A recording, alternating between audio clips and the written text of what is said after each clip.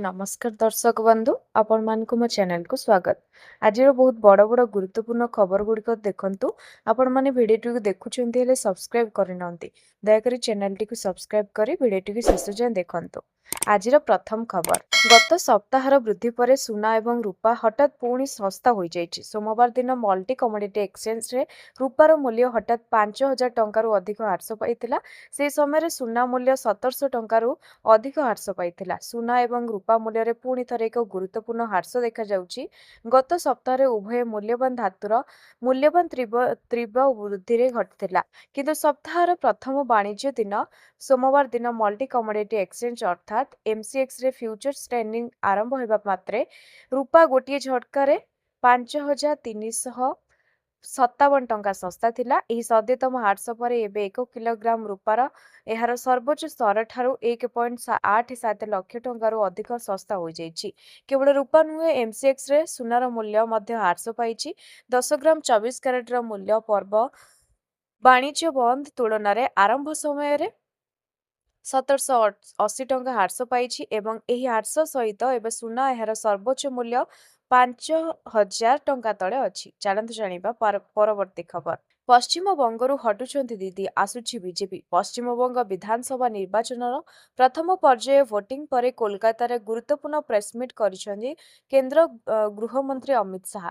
प्रथम पर्याय मतदान सफलता को नहीं शाह बीजेपी रे विजय संपर्क में बड़ दाबी करने सह राज्य में परिवर्तन संकेत देइछंती। प्रथम पर्यायर होइतिबा 152टी सीट मध्यरु बीजेपी 110 रु अधिक आसन रे विजयी हेबो। पश्चिम बंगवासी भय छाड़ी परिवर्तन लगी भोट देइछंती एवं प्रथम पर्यायर ही जनता निर्जर भविष्य निर्धारण कर रेकर्ड संख्यक मतदान पाई शाह पश्चिम बंगवासी को धन्यवाद जणाइछंती। यह सह द्वितीय पर्यायर भोटर माननकु बहु संख्यार भोट देवाकू अनुरोध करथिले। केंद्र गृहमंत्री निर्वाचन कमिशनर बंगाल पुलिस सुरक्षा बाहिनी एवं मतदान कर्मचारी प्रति मध्य कृतज्ञता प्रकाश करछंती। शाहको अनुଯାयी लोक माने बिना भୟରେ रेकर्ड वोटिंग करछंती। अमित शाह कहिसंती जे तांकु मिलिथिबा मतामत आधार रे राज्यर लोक माने प्रथम पर्यायर रे सेमानकर भविष्य स्थिर करिसारछंती। शाह कहिसंती जे बीजेपी बंगाल रे एक विशाल विजय पाई प्रस्तुत। प्रथम पर्यायर 152 आसन मध्यरु 110 रु अधिक आसन जीतिछि। से कहिसंती जे लोक माने परिवर्तन पाई रेकर्ड संख्या रे भोट देइछंती, गणतांत्रिक प्रक्रिया रे विश्वास को दृढ़ करिसंती। अमित शाह दाबी करिसंती जे बंगालर महिला सुरक्षा तांको सरकारक सर्वोच्च प्राथमिकता हेबो। शाह एवं मध्य कहिसंती जे मतदान शांतिपूर्ण थिला, कोनसे मृत्यु होई नै एवं केवल 30 जन आहत होइछंती। चलंतु जानिबा परवर्ती खबर।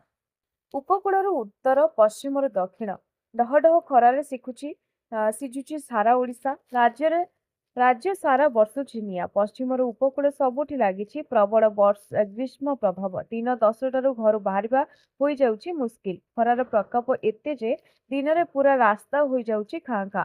आसंता 24 घंटा पाई बलांगीर, झारसुगुड़ा, संबलपुर, अनुगुल, केउंझर और खोर्धा जिला को हीट वेव सतर्कता जारी करिछि पाणीपाग विभाग। सेहीपरि केउंझर, मयूरभंज, बालेश्वर, भद्रक, जाजपुर, केन्द्रापड़ा, कटक, जगतसिंहपुर, पुरी, खोर्धा, नयगढ़, गंजाम और गजपति जिले में प्रबल गरम गुड़गुड़ी अनुभूत हेउछि। एने ए सबु जिला को येलो वार्निंग जारी करिछि पाणीपाग केन्द्र। सेपटे आसंता 26 तारीख जाए उभय दिन और राति तापमात्रा वृद्धि पाइबा नहीं सूचना देइछि पाणीपाग केन्द्र। गत 24 घंटे झारसुगुड़ा सर्वाधिक 44 डिग्री सेल्सियस रेकर्ड करा जायतिबा बेले 24 रु अधिक स्थान में 40 डिग्री उपरे तापमात्रा रेकर्ड होइछि। सेहीपरि तातीर प्रकोप जोगु सुंदरगढ़ और केन्द्रापड़ा जिलापाल नेइछंती बड़ पदक्षेप। सुंदरगढ़ रे आसंता काली ठारू 27 एप्रिल पर्यंत समस्त सरकारी और बेसरकारी स्कूल बंद रहिबा सह केन्द्रापड़ा रे मध्य आसंता काली शनिवार जाए समस्त शिक्षानुष्ठान और अंगनवाड़ी केन्द्र बंद रखिबाकू जिलापाल को निर्देश देइछंती। चलंतु जानिबा परवर्ती खबर। सरकार बड़ निष्पत्ति खरा छुट्टी घोषणा कले सरकार। मुख्यमंत्री श्री मोहन चरण माझी राज्य में चलता प्रबल ग्रीष्म प्रभाव को दृष्टि रखी आगुआ खरा छुट्टी घोषणा करछंती। पिलामानक सुरक्षा को दृष्टि रखी मुख्यमंत्री ही निष्पत्ति नेइछंती। विद्यालय और गणशिक्षा विभाग ए संपर्कित प्रस्ताव को ମୁଖ୍ୟମନ୍ତ୍ରୀ ଅନୁମୋଦନ ଦେଇଛନ୍ତି। ଏହି ନିଷ୍ପତ୍ତି ଅନୁଯାୟୀ ଏପ୍ରିଲ 27 ତାରିଖରୁ ରାଜ୍ୟର ସମସ୍ତ ସରକାରୀ ଅନୁଦାନପ୍ରାପ୍ତ ଓ ବେସରକାରୀ ବିଦ୍ୟାଳୟ ବନ୍ଦ ରହିବ। ତେବେ ପୂର୍ବ ନିର୍ଦ୍ଧାରିତ ପରୀକ୍ଷା, ଜନଗଣନା ଓ କାର୍ଯ୍ୟ ଓ ଅନ୍ୟାନ୍ୟ ଅଫିସ କାମ ପୂର୍ବପରି ଜାରି ରହିବ। ସ୍କୁଲ ଛୁଟିକୁ ନେଇ ବଡ଼ ନିଷ୍ପତ୍ତି, ଆଗୁଆ ହୋଇଛି ଖରା ଛୁଟି। ଏ ନେଇ ସ୍କୁଲ ଓ ଗଣଶିକ୍ଷା ବିଭାଗ ସହ ରାଜସ୍ୱ ବିଭାଗର ବୈଠକ ହୋଇଥିଲା। ଆଗୁଆ ଛୁଟି ପାଇଁ ରାଜସ୍ୱ ବିଭାଗର ସୁପାରିଶ କରିଥିଲେ। ମୁଖ୍ୟମନ୍ତ୍ରୀଙ୍କ କାର୍ଯ୍ୟାଳୟ ଚୂଡ଼ାନ୍ତ ନିଷ୍ପତ୍ତି ନେଇଛନ୍ତି। ତତଲା କଢ଼େଇରେ ଭାଜି ହେଉଛି ସାରା ଓଡ଼ିଶା। ଆଜି ରାଜଧାନୀରେ ତାପମାତ୍ରା 42 ଡିଗ୍ରୀକୁ ଛୁଇଁଥିବା ବେଳେ ଝାରସୁଗୁଡ଼ାରେ ଦେଶର ସବୁଠୁ ଉତ୍ତପ୍ତ ସହରରେ ପରିଣତ ହୋଇଛି। ପ୍ରବଳ ଗରମ ଯୋଗୁଁ ଘରୁ ଗୋଡ଼ କାଢ଼ିବା ମୁସ୍କିଲ ହୋଇପଡ଼ୁଛି। ସୂଚନା ମୁତାବକ ରାଜ୍ୟରେ ତାପମାତ୍ରା ବଢ଼ୁଥିବା ବେଳେ ପ୍ରାୟ 18ରୁ ଅଧିକ ଜିଲ୍ଲାରେ ସ୍କୁଲ ଛୁଟି ଘୋଷଣା କରିଥିଲେ ଜିଲ୍ଲା ପ୍ରଶାସନ। ରାଜ୍ୟରେ ପ୍ରାୟ ଜିଲ୍ଲାରେ ଉଚ୍ଚ ଥିବା ସ୍କୁଲ କଲେଜଗୁଡ଼ିକ ସମସ୍ତ ଶିକ୍ଷାନୁଷ୍ଠାନ ବନ୍ଦ କରିବାକୁ ନିଷ୍ପତ୍ତି ପାଇଁ ଆଶା କରାଯାଇଥିଲା। ଚାଲନ୍ତୁ ଜାଣିବା ପରବର୍ତ୍ତୀ ଖବର। ରାଜ୍ୟରେ କୃଷି କ୍ଷେତ୍ରକୁ ଅଧିକ ଗତିଶୀଳ କରିବା ଏବଂ ଚାଷୀଙ୍କ ଆୟ ବୃଦ୍ଧି ଲକ୍ଷ୍ୟରେ ଓଡ଼ିଶା ସରକାର ଚଳିତ ଖରିଫ 2026 ଋତୁ ପାଇଁ ଏକ ବଡ଼ ଋଣ ଯୋଜନା ଘୋଷଣା କରିଛି। ଏଥର ଖରିଫ ଋତୁରେ ସମବାୟ ବ୍ୟାଙ୍କଗୁଡ଼ିକ ଜରିଆରେ ଚାଷୀଙ୍କୁ ମୋଟ 11,500 କୋଟି ଟଙ୍କାର ଋଣ ପ୍ରଦାନ କରିବାକୁ ଲକ୍ଷ୍ୟ ଧାର୍ଯ୍ୟ କରାଯାଇଛି। ରାଜ୍ୟ ସରକାରଙ୍କ ନୂତନ ନିୟମ ଅନୁଯାୟୀ ସମବାୟ ବ୍ୟାଙ୍କ, ପ୍ୟାକ୍ସ ଓ ଅନ୍ୟାନ୍ୟ ବ୍ୟାଙ୍କ ମାଧ୍ୟମରେ 1 ଲକ୍ଷ ଟଙ୍କା ପର୍ଯ୍ୟନ୍ତ ଫସଲ ଋଣ ନେଉଥିବା ଚାଷୀମାନଙ୍କ ପାଇଁ ସୁଧ ହାର ଶୂନ୍ୟ ରହିବ। ସେହିପରି 1 ଲକ୍ଷରୁ 3 ଲକ୍ଷ ଟଙ୍କା ପର୍ଯ୍ୟନ୍ତ ଋଣ ନେଉଥିବା ଚାଷୀଙ୍କ ପାଇଁ ସୁଧ ହାର ମାତ୍ର 2% ରହିବ। ଯଦି ସେମାନେ ନିର୍ଦ୍ଧାରିତ ସମୟରେ ଋଣ ମଧ୍ୟରେ ପ୍ରତିଶୋଧ କରନ୍ତି। ସରକାର ସ୍ପଷ୍ଟ କରିଛନ୍ତି ଯେ ଏଣିକି ପ୍ୟାକ୍ସ ଜରିଆରେ ସମସ୍ତ ସ୍ୱଳ୍ପ ମିଆଦୀ କୃଷି ଋଣ କେବଳ ଅନଲାଇନ ମାଧ୍ୟମରେ ହିଁ ପ୍ରଦାନ କରାଯିବ। ଯେଉଁ ପ୍ୟାକ୍ସଗୁଡ଼ିକ ଅନଲାଇନରେ ବ୍ୟବସ୍ଥା ଗ୍ରହଣ କରିନାହାନ୍ତି ସେମାନଙ୍କୁ ଖରିଫ 2026 ପାଇଁ ରିଫାଇନାନ୍ସ ସୁବିଧା ମିଳିବ ନାହିଁ। ଋଣ ଟଙ୍କା ସିଧାସଳଖ ଚାଷୀଙ୍କ ସଞ୍ଚୟ ବ୍ୟାଙ୍କ ଖାତାକୁ ଯିବ, ଯାହା ପାଇଁ ଚାଷୀଙ୍କ ବ୍ୟାଙ୍କ ଖାତା ସହ ଅଧା ସଂଯୋଗ ବାଧ୍ୟତାମୂଳକ କରାଯାଇଛି। ରାଜ୍ୟର କୃଷି ଭିତ୍ତିଭୂମିକୁ ସୁଦୃଢ଼ କରିବା ପାଇଁ ବଳରାମ ଯୋଜନାରେ ଜରିଆରେ ଭାଗଚାଷୀ, ଜମିହୀନ ଚାଷୀ ଓ ମୌଖିକ ଲିଜ୍ଧାରୀଙ୍କୁ ମଧ୍ୟ ଅଧିକ ଋଣ ପ୍ରଦାନ ଉପରେ ଗୁରୁତ୍ୱ ଦିଆଯାଉଛି। ପ୍ୟାକ୍ସଗୁଡ଼ିକ ନିଜର ମୋଟ ଋଣରେ ଅତିକମ୍ରେ 10% ଏହି ବର୍ଗର ଚାଷୀଙ୍କୁ ପ୍ରଦାନ କରିବାକୁ ନିର୍ଦ୍ଦେଶ ଦିଆଯାଇଛି। ଏହାଛଡ଼ା ଖରିଫ ଋତୁରେ ସାର ଓ ବିହନର ଅବାଧ ଯୋଗାଣ ପାଇଁ ପ୍ୟାକ୍ସଗୁଡ଼ିକର ପୂର୍ବରୁ ଆବଶ୍ୟକୀୟ ମହଜୁଦ ରଖିବାକୁ ମଧ୍ୟ ନିର୍ଦ୍ଦେଶ ଦିଆଯାଇଛି। ଚାଲନ୍ତୁ ଜାଣିବା ପରବର୍ତ୍ତୀ ଖବର। ଜନଗଣନା ବେଳେ ଅଧିକାରୀଙ୍କ ସମସ୍ୟାକୁ ନେଇ ରାଜସ୍ୱ ସଚିବ ଓ ଜନଗଣନା ଅଧିକାରୀଙ୍କ ସହ ରାଜସ୍ୱ ମନ୍ତ୍ରୀଙ୍କ ବୈଠକ। ଗ୍ରୀଷ୍ମ ପ୍ରବାହକୁ ନଜର ରଖି 11ଟାରୁ 3ଟା ପର୍ଯ୍ୟନ୍ତ ଜନଗଣନା କରିବେନି ଅଧିକାରୀ। 11ରୁ 3 ଯାଏଁ ଜନଗଣନା ସ୍ଥଗିତ ରଖିବା ପାଇଁ ଜିଲ୍ଲାପାଳଙ୍କୁ ନିର୍ଦ୍ଦେଶ। ଯେଉଁମାନେ ଏହି କାମରେ ନିୟୋଜିତ ହୋଇଛନ୍ତି ସେମାନଙ୍କ ପ୍ରାଥମିକତା ଆବଶ୍ୟକତା ମନିଟରିଂ କରିବେ ଜିଲ୍ଲାପାଳ। ଜନଗଣନା ଅଧିକାରୀଙ୍କ ସୁରକ୍ଷା ପାଇଁ ଗୃହ ବିଭାଗ ସହ ଆଲୋଚନା ହୋଇଛି। ସେମାନଙ୍କୁ ସୁରକ୍ଷା ଯୋଗାଇ ଦିଆଯିବ। ଅପରାଧ ଓ ଗ୍ରୀଷ୍ମ ପ୍ରଭାବଠାରୁ ସୁରକ୍ଷା ପାଇଁ ଜିଲ୍ଲାପାଳଙ୍କୁ ନିର୍ଦ୍ଦେଶ ଦେଇଛନ୍ତି ରାଜସ୍ୱ ମନ୍ତ୍ରୀ ସୁରେଶ ପୂଜାରୀ। ଯେଉଁ ଶିକ୍ଷକ ଏହି କାମରେ ନିୟୋଜିତ ଅଛନ୍ତି ସ୍କୁଲରେ ଶିକ୍ଷାଦାନ ଓ ମିଲ୍ ପ୍ରଭାବିତ ହେବ ନାହିଁ। ଧ୍ୟାନ ଦେବେ ଏହି କାର୍ଯ୍ୟରେ 312 ଜଣ ଚାର୍ଜ ଅଫିସର ସହ 1 ଲକ୍ଷ ଅଧିକାରୀ ଜନଗଣନାରେ ନିୟୋଜିତ ଅଛନ୍ତି।